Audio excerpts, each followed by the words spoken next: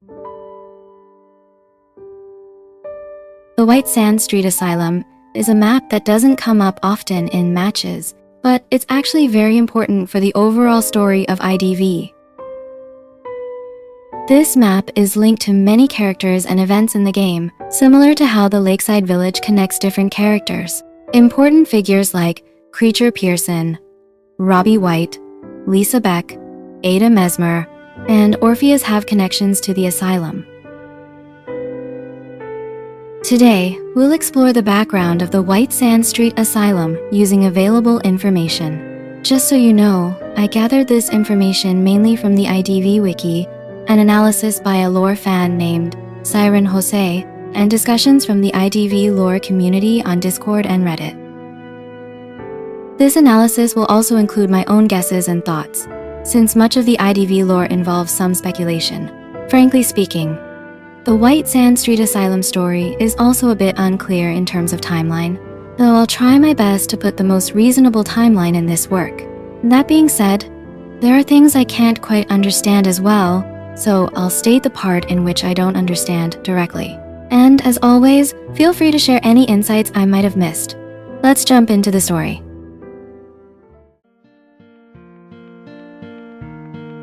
The White Sand Street Asylum is a playable map in the IDV universe. It's a spooky, deserted asylum that gives off a dark and creepy vibe, much like scenes from a horror movie.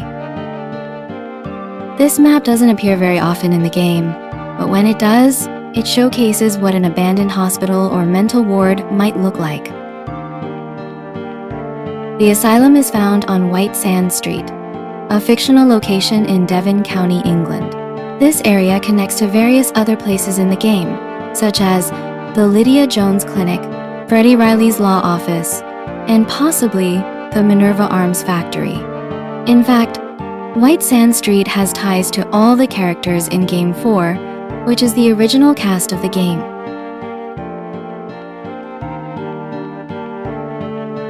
Despite being called an asylum, it didn't start as one. It was originally known as the White Sand Street Orphanage, created to care for mostly disabled children. It was founded by Creature Pearson, who is also the thief character in the game. We don't have an exact date for when the orphanage was built, but looking at the game's timeline, I think it was likely founded around 1885. This is just my best guess though, since by the time Leo Beck burned the Minerva factory in 1887, the orphanage was already being run by the church. We'll discuss that part later. For now, let's focus on the orphanage itself. After being arrested for thievery and released, Creature obtained a house and turned it into an orphanage. However, he didn't open the orphanage out of kindness. His real goal was to use the orphanage to get donation money for himself. And not just that, made the children beg on the streets and would even beat them if they came back with too little money. It's clear that he had no real care for the kids. It would be fair to say that Creature Pearson is quite a villain. However, if we delve into his backstory, we find that his actions stem from the harshness of poverty. Since childhood, Pearson has never experienced compassion. Growing up, poor forced him to do whatever necessary to survive, which included becoming a pickpocket. He was even arrested at one point, as shown in his backstory images. Eventually, he stopped stealing and started calling himself a philanthropist. Normally, a philanthropist is someone who helps others by giving money to good causes, but Creature only used that title to get donations. He didn't actually care about the kids. Robbie's letters in the game even mention that Creature forced the children to beg and beat them when they didn't bring back enough money. As for the children in the orphanage, most of them had disabilities. Some were missing limbs, while others had only one ear or similar conditions. Among the first children taken in were the White siblings, which are Dolores, the older sister, and Robbie, her younger brother. Robbie and Dolores ended up at the orphanage after a tragedy struck their family. In Robbie's third letter, It's hinted that they once lived a happy life with loving parents. Their parents would give them a goodnight kiss every night, showing how much they were cared for. But one night, everything changed. Something terrible happened, and their happy life came to an end. This is mentioned in Robbie's backstory. We still don't know exactly what happened that night. Some people think it might have been a fire, while others believe it could have been a bandit attack. But until NetEase tells us more, we can only guess. What's clear is that Robbie and Deross lost their parents and their happiness in one night. It's also likely that Deross lost her right arm during the incident, as suggested in Robbie's second deduction quest.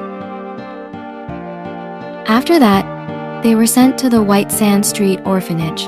In a picture from Creature Pearson's backstory, we can clearly see Deross among the children, but Robbie's figure in that image is harder to confirm.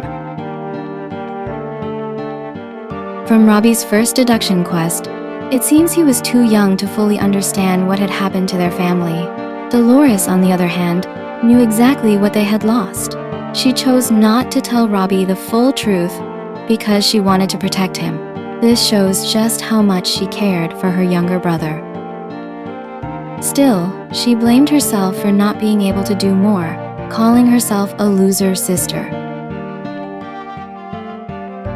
As we already know, Creature didn't open the orphanage to help kids.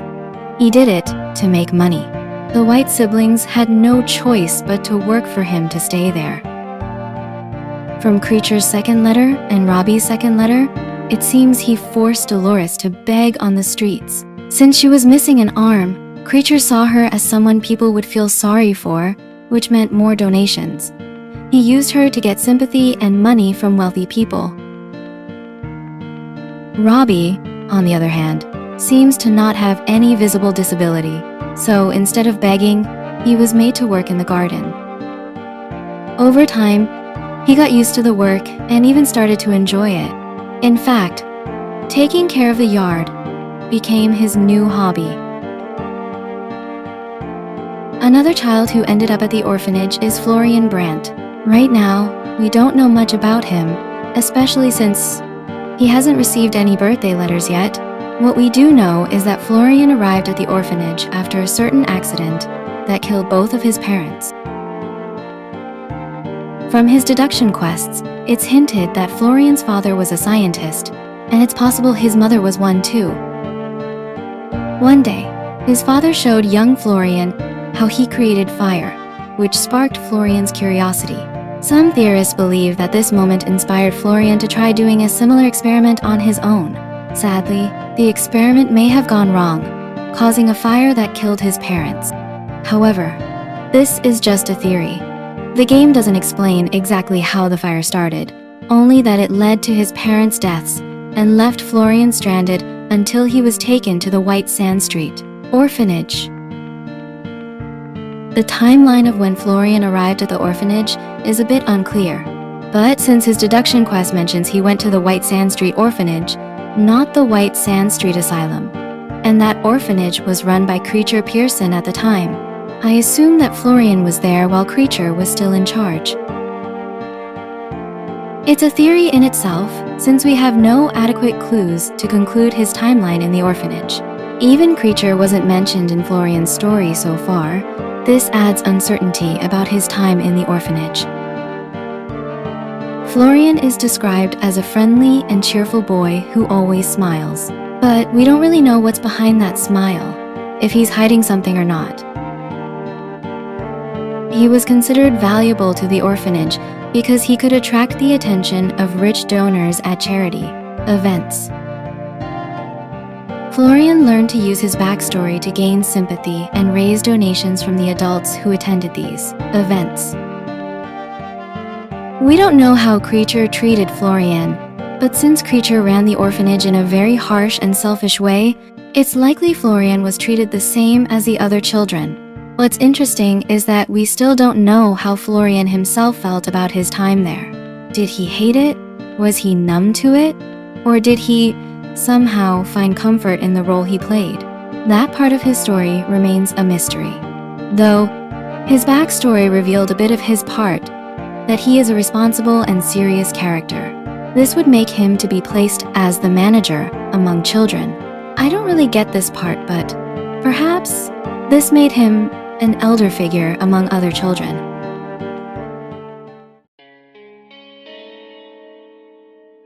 Things continued for a while at the White Sand Street orphanage, with Creature Pearson still running it like he was the ruler of his own little world.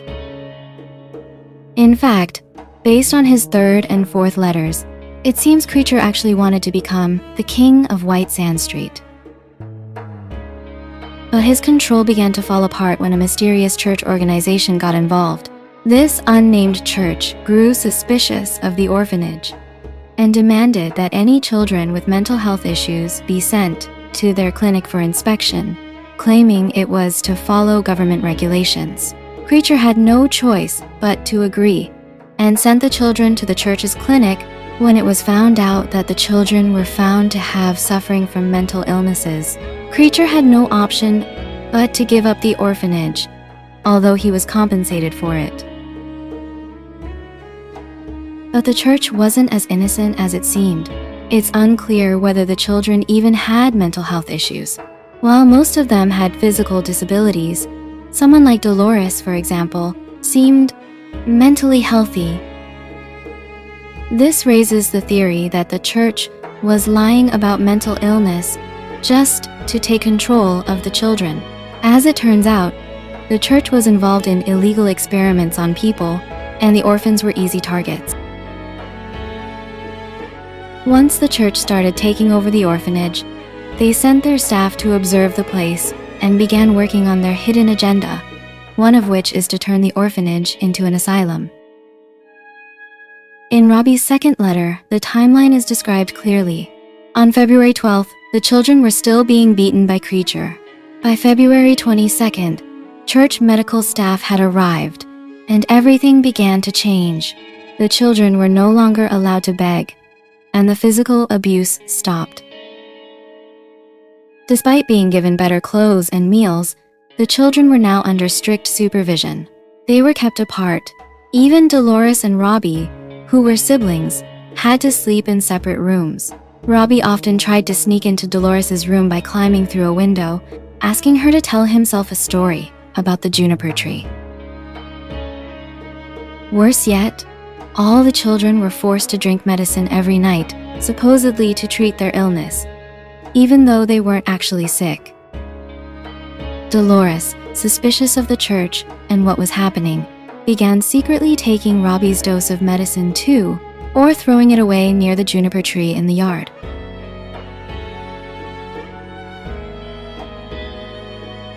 The overdose of medication slowly began to take a toll on Deross. Her mental state deteriorated over time. At one moment, she can't even recognize her own younger brother, Robbie. As her condition worsened, she was relocated to another room, isolated from the others. Curious about her sudden removal, one of the children at the orphanage decided to investigate. They pried open an iron window using a knife in order to sneak out and check on Deross. Unfortunately, they forgot to close the window properly, leaving it ajar from the top. Later, Robbie, concerned for Deross, also went to peek through the very same window. As he leaned in to get a better look, the poorly secured window frame slid down, snapping shut with brutal force. The iron frame came crashing down onto Robbie's neck, decapitating him instantly. His body was later buried beneath a juniper tree, the same one he had spent time tending during his chores. This incident happened on April 25th, the year still unconfirmed, but likely 1886. The tragedy left a deep scar on Deross's psyche. That very same day, a new volunteer arrived at the orphanage and was immediately assigned to clean up the room where the fatal accident occurred. In Robbie's fourth letter, it's implied that the volunteer was only given a false explanation that a patient had gone mad and attempted to attack the doctors and nurses with an axe. Sometime later, Deross was permitted to leave her room, but her behavior had drastically changed. She would often wander around the juniper tree, where her brother was buried, and on occasion, she would even try to dig up the grave. The staff struggled to restrain her, but Dolores' thoughts were consumed with only one thing: Robbie. And now that he was gone, all she had left was revenge. Her vengeance would come soon enough. About a month later, on May 30th, Dolores completely snapped. According to an entry in the volunteer's diary, Dolores was seen dragging an axe down the corridor. The next morning, bloodstains were found on the floor. Multiple casualties were reported, and the incident made its way into the local newspapers. Dolores was eventually subdued, but her fate after that remains unknown. As described in Robbie's second letter, the church took control of the orphanage in February, though the exact year remains unspecified. Based on circumstantial evidence, the most likely time frame is 1886, just 1 year or less after the orphanage was established, assuming the orphanage was built in 1885. Again, I'm not sure about the exact timeline. My reasoning is that Creature wouldn't have built the orphanage in 1886, as he would only have managed it for less than 2 months. By 1887, Alice Deross was admitted to the facility, which was still referred to as an orphanage, not an asylum. That same year, Leo Beck set fire to the Minerva Arms Factory, an act of desperation following the collapse of his life and livelihood. Prior to that, Leo had already sent his daughter, Lisa Beck, to the orphanage. Curiously, in his letters, Leo never mentioned Creature, but instead referred to the nuns and priests who ran the facility. This strongly suggests that the church had already taken over by the time Lisa arrived. However, Leo continued to call the place an orphanage, which brings up some intriguing possibilities. There are 2 likely explanations. The church had taken control, but the building hadn't been officially converted into an asylum yet, so the term orphanage still applied. Or Leo himself still saw the institution as an orphanage, believing it to be a better place for his daughter despite its internal changes. It's also possible that this inconsistency is simply the result of lore gaps or poor wording from the developers. Regardless, in Leo's eyes, the White Sand Street Asylum was still an orphanage, and sending Lisa there was his last hope to give her a better life.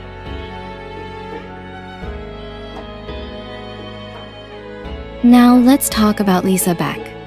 She was born on December 21st, 1876, and was around 10 years old when she ended up at the White Sand Street Orphanage.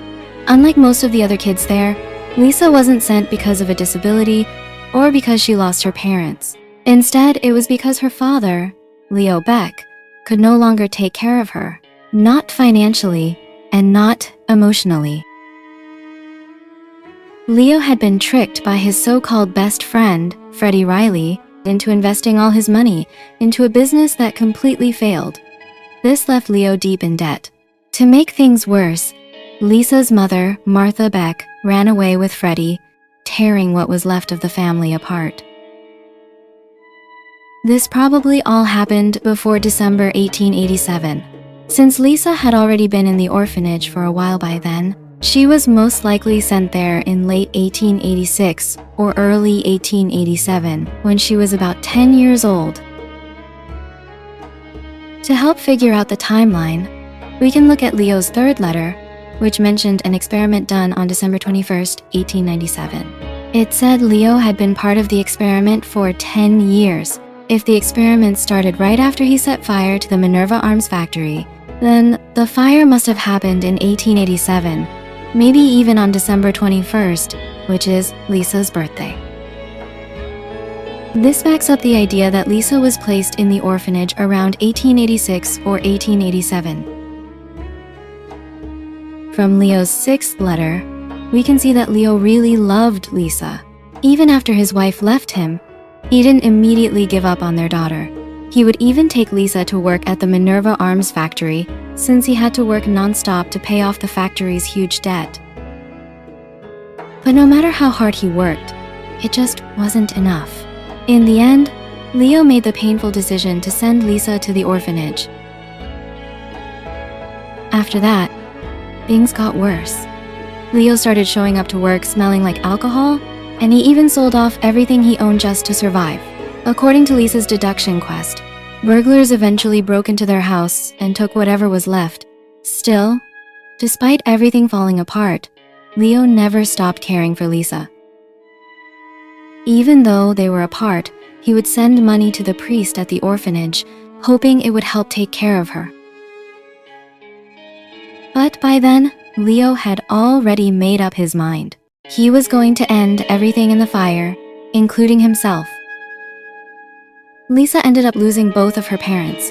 Even though Leo actually survived the fire, Lisa never knew. And while her mother, Martha, was technically still alive, Lisa would end up losing her too. Not right away, but eventually. We'll talk more about that part of the story soon.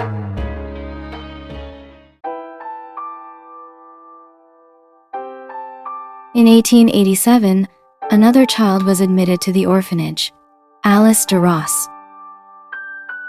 Alice was a cheerful, lively young girl who grew up in elitist manner.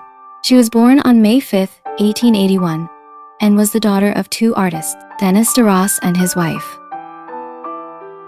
Because of their love for art, the couple redesigned the manor to reflect more Greek mythology-inspired designs. To make this happen, Denis hired a lot of workers, not just for the renovations, but also because he wanted to create more job opportunities for others. Among the staff working at the manor was a forest ranger who brought along his young son.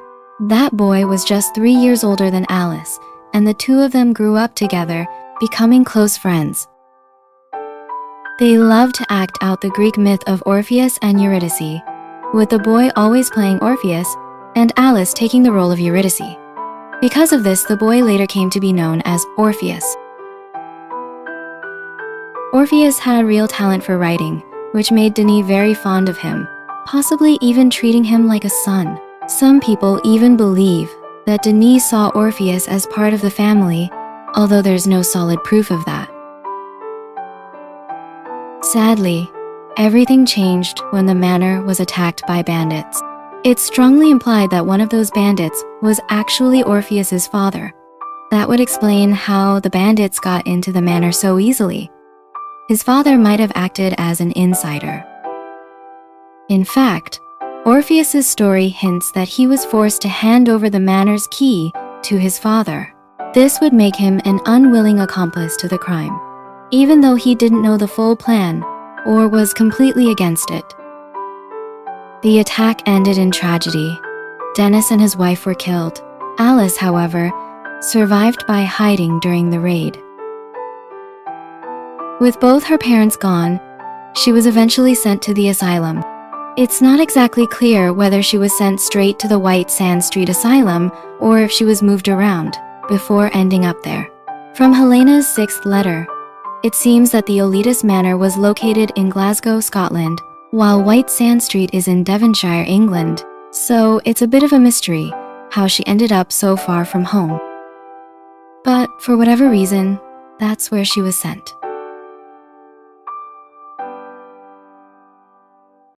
There was a time when a fire broke out at the asylum, and one of the patients, Florian Brandt, was credited with helping many staff members and its patients escape safely. Florian had ended up in the asylum after a tragic fire at his house killed both of his parents. According to his deduction quest, it's implied that his parents, especially his father, were scientists. One day, his father showed him how to create fire using chemicals, which sparked Florian's curiosity. But it's still unclear whether Florian accidentally caused the fire that burned down their home. Fans are still debating that part. At the asylum, which was still considered an orphanage at the time, Florian was seen as a kind of cash magnet. He would often share the story of losing his parents, and he played along with the image of being a tragic figure. Because of this, many people felt sorry for him and donated more money to the orphanage. His backstory also describes him as serious and responsible, so Creature made him the elder among the children. Even after losing his parents, Florian remained obsessed with fire. He would secretly conduct his own research about it. And even after the church took over the orphanage and officially turned it into an asylum, his curiosity didn't fade. In fact, it only grew stronger. In one of his deduction quests, he's even seen asking the nuns for more chemical vials for his experiments.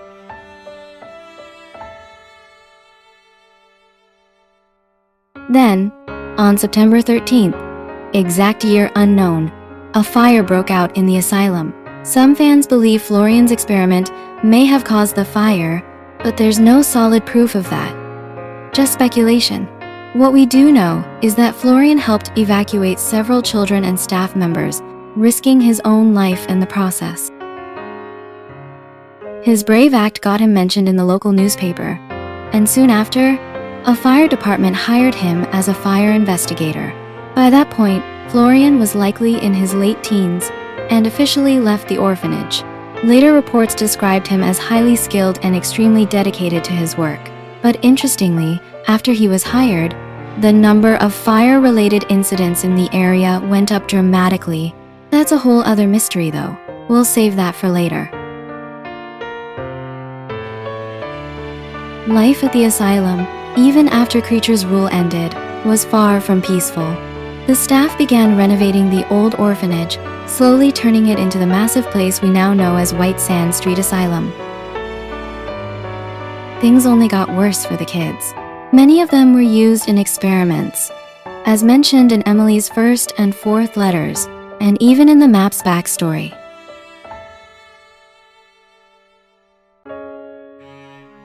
At some point, Lisa Beck tried to escape the asylum.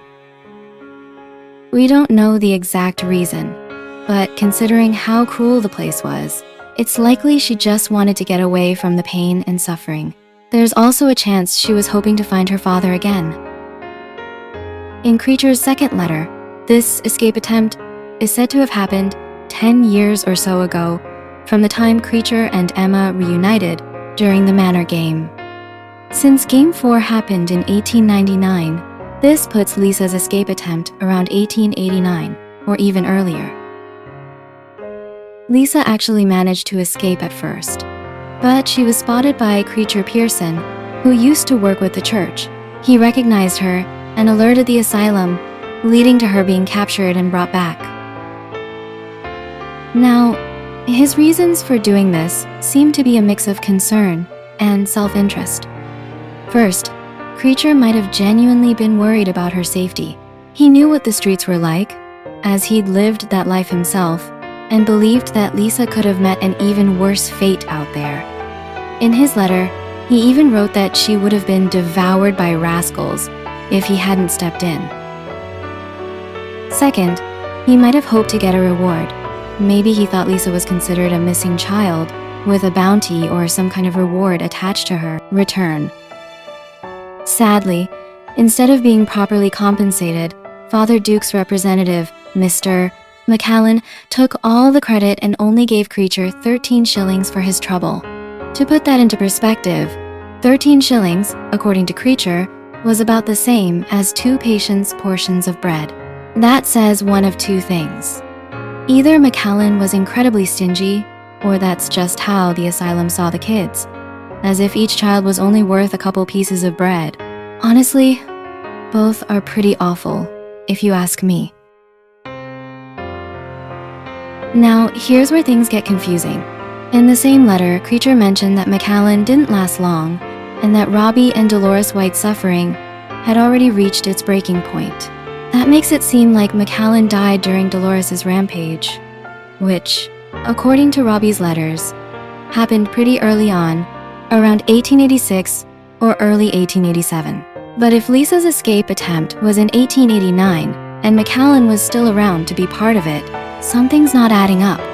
Either the timeline is off or we're missing some key details. It's possible that Lisa's first escape attempt actually happened earlier than 1889, maybe not long after she was first admitted in 1886 or 1887. Or maybe We just have to accept that NetEase hasn't revealed everything yet, and there are still inconsistencies waiting to be cleared up.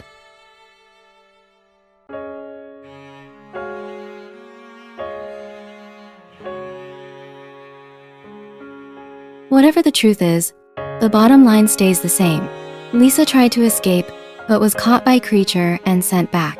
McAllen took the credit, and Creature got almost nothing for his effort. And that's just one piece of what went down at the asylum. There's still a lot more to uncover. We haven't even talked about Lydia Jones, Ada Mesmer, Galatea, or Kurt Frank yet. I'll dive deeper into their stories in the next part of the video, because honestly, there's just too much to fit into one. Thanks so much for watching. Selmina, signing off.